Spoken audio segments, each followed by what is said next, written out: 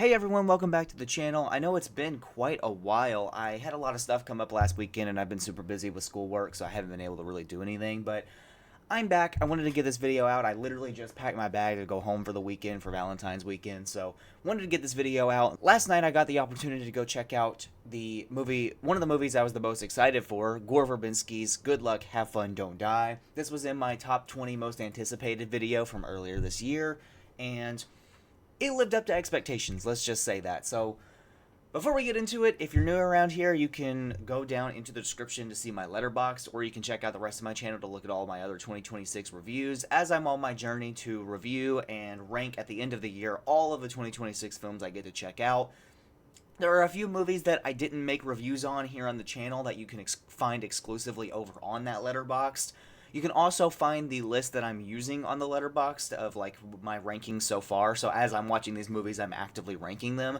So if you're curious on my thoughts on any movies I didn't talk about, you can find them over there. A few of the examples I have are The Wrecking Crew, a Prime Video movie I watched a few months ago. I talked about it in my January recap, but I didn't add it to a video. I checked out We Bury the Dead, the Charlie XCX movie, The Moment, a few other things, Dracula, Whistle, a bunch of other movies. So if you want to check out all of those reviews that I haven't uploaded here on the channel, you can find them there on the Letterboxd. And with that being said, let's just talk about this movie because I really enjoyed it. So, starting off with the negatives, and to be honest with you, I don't have any real personal negatives. I just want to give some negatives for a general audience that might not be walking into this movie with the right expectations.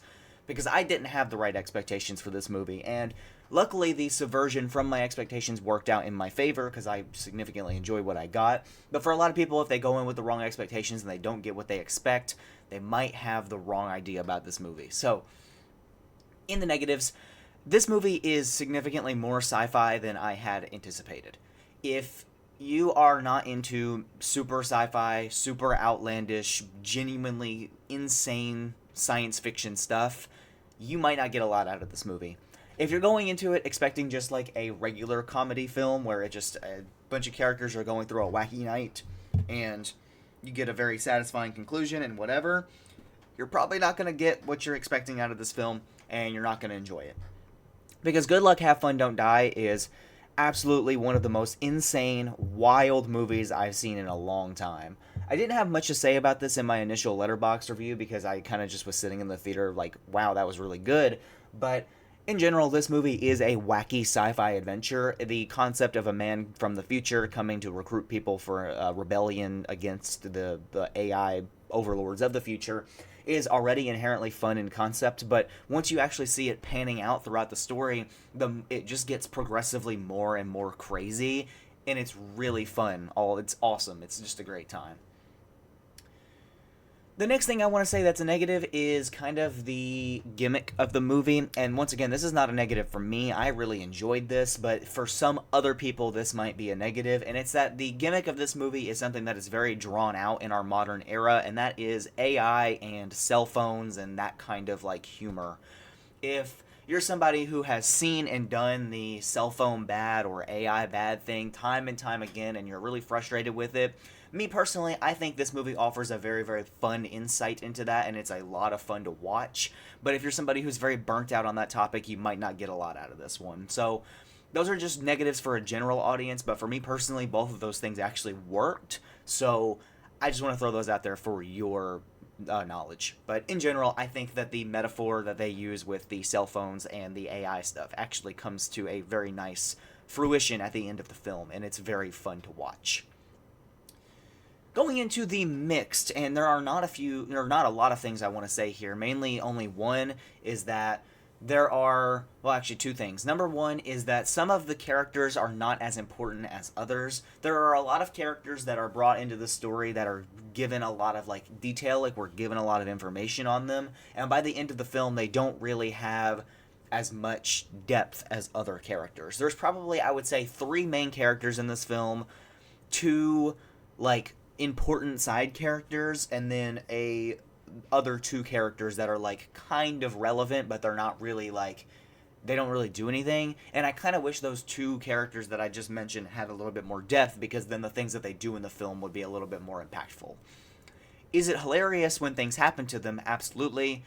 but I do wish they had a bit more depth. And I feel the same way about the villains in the film. There is a very specific, there's a lot of villains in this film because there's a lot of different moving parts, but one villain in particular is like a, trying not to spoil anything, but it's like a group of like masked thugs, I guess, like bandits. I don't know how else to explain it, to be honest with you. And those guys, they don't really have any depth. It's not really explained what their goal is or why they're doing what they're doing, other than just they're there and it's funny. And that's fine because it is really funny and it works really well with the comedy. I just wish that those two characters had a little bit more of a backstory as to what they're doing. And the only other big mixed thing for me, and this is once again something that's actually mixed for me, is the, like, there's a few instances of CGI monsters in here. They're not really monsters, just don't know how else to explain it, but there are CGI things in the movie, and they don't always look the best, and they obviously are trying to be there for the humor effect, to make you laugh and think, wow, that's really stupid, but it's really funny. And I feel like the first time they did it, it really went kind of nowhere. Like, it was kind of just oh, that's not really that funny. That's kind of stupid. And then the second time they did it, it wasn't really for fun, like humor at all. It was just kind of there. So that one wasn't really good for me. I didn't think that was very funny, but maybe somebody got something out of this one, out of those CGI bits. But for me, I thought the CGI was a misfire. And it kind of sucks because my last thing I want to say in the mix, something I almost completely forgot about, but I want to say this, is the part where that CGI creature that I wasn't big on actually shows up is about 3/4 into the movie. And about 3/4 into the movie, this movie does lose a little bit of steam. Now, I think the first like hour and 20 minutes are all super entertaining, genuinely hilarious, well done backstory, love all of that. And the last 20 minutes are all very engaging, very good payoff for everything I've watched. But there's like a little itty bitty lull right when the characters are preparing for like the end of the movie, like they're preparing at the very end of the second act and they're preparing to go into act 3. There is this little bit of lull where it's not really funny anymore. They're kind of just doing things, and it's just not as entertaining. And that it worked for me because I thought the payoff was really good. But if you haven't been engaged in the first, hour of the film, by the time you get to the third act, you're probably going to be falling asleep. Regardless, though, I think this movie is extremely engaging for its entire first hour. So if you're not engaged by the first hour, then I don't know what to tell you. I mean, I just think you're watching the movie wrong because this movie is hilarious. But regardless, so that's my other mixed thing I wanted to throw out there. All right, going into the positives, and I have a lot of things positive to say. And number one is that this movie is hilarious. Like, this movie is genuinely, it is Send Help levels of funny. Send Help, if you didn't watch my review on that, I mentioned that there was a bit in that had me, like, crying, laughing, because it was so good. And I feel the same way about this movie. There are multiple instances where my entire theater was erupting in laughter, and we were just cackling at some of these bits. Granted, my theater wasn't that big. There was only me and a duo behind me, 2 guys in front of me, and another duo, so, like, just a few people. And, but either way, some of the jokes, just everyone was laughing. It was really fun, and I think in general, almost every single joke in this movie is great. I don't like the CGI bit. I thought the thing they did with the CGI was kind of bad, but everything else they do with this is hilarious, and yeah, it's great. Next positive on the other side, and this is something I mentioned in the negatives for other people, but this is a huge positive for me, is the sci-fi. I did not expect just how sci-fi this movie was going to get. Sci-fi is my second favorite genre, just behind horror, and this movie is like a sci-fi horror comedy. It's crazy. It is like all 3 of my favorite genres blended into this little mixture of perfection. It's great. I love it. It's awesome. And Gore Verbinski, I haven't seen all of his movies. I've seen The Ring, obviously. The Ring is really the only movie by him I can, recount recently. And I'm glad he's back. I don't know when the last time he made a movie was. I feel like it's been a pretty long time now, like 10 years maybe. But really good to see him back because he is incredible with the camera work, in the script writing, and the visuals of it. It's great. Awesome.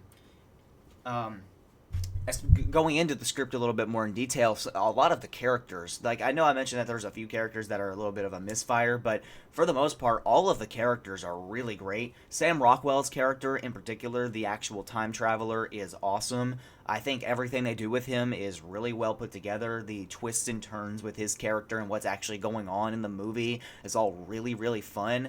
And in general, I do think he was the standout here, but I do like the other characters as well. I'm struggling right now to remember the actresses' names, but um, the the other two main lead characters, the grieving mother and the young like woman, I don't know why I'm struggling with names right now. I apologize, but the two of them are also great, and the twists and turns that come with their dynamics are also really fun. And going into those twists and turns, this movie does something very similar to Weapons. Actually, it's definitely different because in Weapons you would get retreads of the same things you've already seen from different perspectives, but in this film you still have the name-based chapters where like it'll pop up on the screen like Ingrid. You're going into Ingrid's chapter. There we go. I remembered her name, the blonde lady.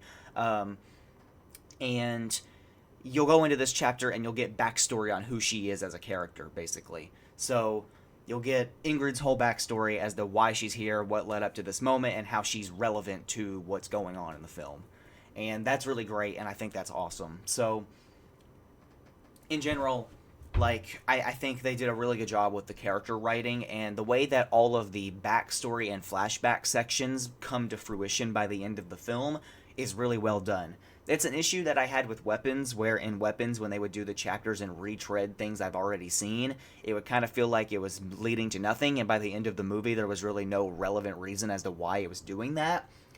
But in the contrary, this movie, it really does it right. It does instead of giving us retreads of stuff we've already seen, it uses the chapters to give us flashbacks to stuff that's new so that we can use that knowledge and apply it to what's going on now. Very smart, very well done. Kind of plays on the time travel motif, like we're traveling back in time to see something so we can apply it to the present. It's really cool. I really enjoy that. And I think the last little bit I want to say about the story writing is that the ending is quite spectacular. It's definitely not what I was expecting the movie was going to end like. Like, it's definitely a very unique ending for this kind of a story. But it is still a really solid ending, and it's really fun to see come to fruition. So, there you go. I think that's everything I have to say about this movie. I know these videos aren't usually all that long. I don't like to make them long because I feel like if you want information on if the movie's good, you'll probably just skim through it. But yeah, that's pretty much all I have to say. If you're new around here, I would love it if you liked and subscribed. It really, really helps out my channel. I'm on a bit of a goal to see, how good the channel does. I'm trying to get back to an upload schedule, and if it does good, that gives me more motivation to do that. So I would love that. That would be awesome. Like I said at the beginning, you can check out the letterbox for reviews I haven't uploaded. You can also check out my socials. I don't really post there, but if you want to, you can, I guess. And yeah, that's going to do it for me. I hope you all enjoyed. I highly recommend checking this movie out. I gave it a 4.5 star at the end of the film. I put it slightly over Send Help in my 2026 ranked, putting it at number 2 on the list. And with that being said, I will see you all in the next one. I'm hoping to have 2 reviews out next week for or 3 reviews rather, for Cold Storage, Mortuary Assistant, and Crime 101. But we'll see. I could turn out that I don't have time for all 3, so we'll see. But if you enjoyed, let me know, and I will see you all in the next one. Peace out.